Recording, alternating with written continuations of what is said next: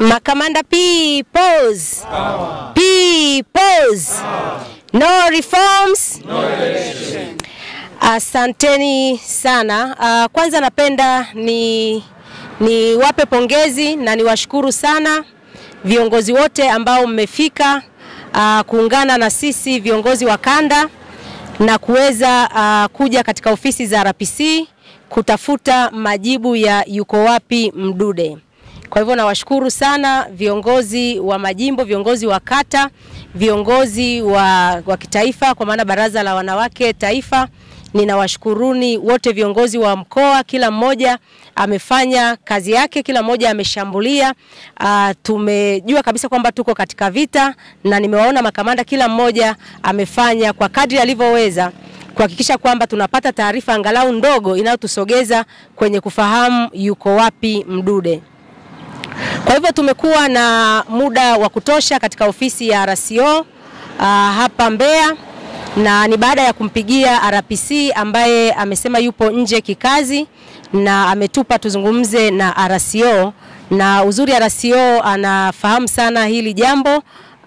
Tumekuwa naye pale katika eneo la tukio nyumbani kwa Mdude Nyagali kwa siku ya jana kwa masaa ya kutosha wakati anachukua sampuli akiwa na vijana wake. Kwa hivyo tumefanya mazungumzo marefu, tumejaribu kumsikiliza na yeye kutusikiliza. Ni bahati mbaya kwamba ninakosa maneno mazuri ya kuambia Watanzania, maneno mazuri ya kuiambia familia ya Mdude Nyagali. Mpaka sasa ni kwamba polisi hawana taarifa yoyote. Hakuna taarifa ambayo tumepata inayotusogeza angalau kujua kwamba tutampata Mdude lini na akiwa katika hali gani. Zaidi ya yote ni sisi tumeenda na taarifa, kwa sababu jana tulikubaliana kwamba tukipata sisi kama wanachama, kama viongozi wa chama, tukipata taarifa yoyote tuweze kuileta kwake au kuileta kwa jeshi la polisi kwa ujumla wake ili waweze kuichakata na kutupatia majibu. Kwa hivyo kama chama kwa siku ya jana katika kutafuta kwetu tuliweza kupata na kubaini taarifa za kuwepo kwa mmoja wa mwanachama wetu ambaye alifikiwa na askari polisi wawili. Mmoja akiwa anaitwa Shaban na mwingine akiwa anaitwa Vedatus. Na huyo Shabani alikuwa ndo anaongoza mazungumzo akimtaka kiongozi wetu kamuoneshe nyumbani kwa Mdude, ampeleke nyumbani kwa Mdude. Kwa hivyo yule mwanachama alisema mimi siwezi na sipajui nyumbani anapoishi Mdude. Niliambiwa alishakwisha kuhama, amehamia maeneo mengine Rungwe na vitu kama hivyo. Kwa hivyo akamwambia nakupa hela nyingi, zipo hela nyingi kwa ajili ya wewe kutuonesha tu nyumbani kwa Mdude. Yule mwanachama akasema siwezi kufanya hivyo na sina access ya kufika kwa Mdude. Lakini hiyo ilikuwa ni tarehe 30 kuelekea tarehe 1. Waliachana pale, huyo Shabani na Vedatus wakaondoka na yule mwanachama akaondoka. Lakini baada hapo mwanachama alifanya jitihada zake binafsi za kuwajulisha viongozi mbalimbali na viongozi walimjulisha Mdude kwamba polisi wanakutafuta, lakini wanakutafuta kinyemela, hawakutafuti katika njia sahihi. Na ndio maana Mdude aliweza kuandika ile tweet yake akisema kwamba kama polisi wananitafuta mimi, namba yangu ipo kwa RCO, ipo kwa RPC, wote wana namba zangu, wanipigie kama wananihitaji, nitakwenda kituoni tuweze kuzungumza. Lakini hayo yote hayakufanyika. Hakuna polisi aliyempigia Mdude kumuita kituoni. Badala yake watu waliojitambulisha kuwa ni askari walivamia nyumbani kwa Mdude, wakavunja milango na wakamzuia mke wa Mdude chumbani na kisha kufanya uhalifu. Ndani ya dakika moja Mdude akawa haisikiki sauti wala pumzi wala chochote, na mke wake anapotoka chumbani anakuta mume wake hayupo, lakini ameachiwa dimbwi la damu ambalo limeenda umbali mrefu. Hadithi hizo na habari hizo tayari mnazifahamu. Kwa hivyo nini ninachotaka kuambieni ni kwamba kutoka kwenye ofisi ya RCO hatujaweza kutoka na majibu zaidi ya sisi kumpa hizi taarifa za kwamba mtu anaitwa Shabani askari huyu na mwingine Vedatus ambao wote wanafanya kazi katika ofisi yake wanahusika na hili tukio. Yeye amesema hamtambui huyo Shabani, amesema hamtambui huyo Vedatus. Kwa hivyo ametuachia sisi wananchi popote pale wa Tanzania. Picha ya Shabani imeweza kuonekana kwenye mitandao. Bahati nzuri huyo mwanachama wetu aliyezungumza naye amethibitisha kwamba huyu ndio Shabani ninayezungumza naye, nina namba yake ya simu, ndiye aliyekuja na Vedatus kuniomba nimpeleke kwa Mdude.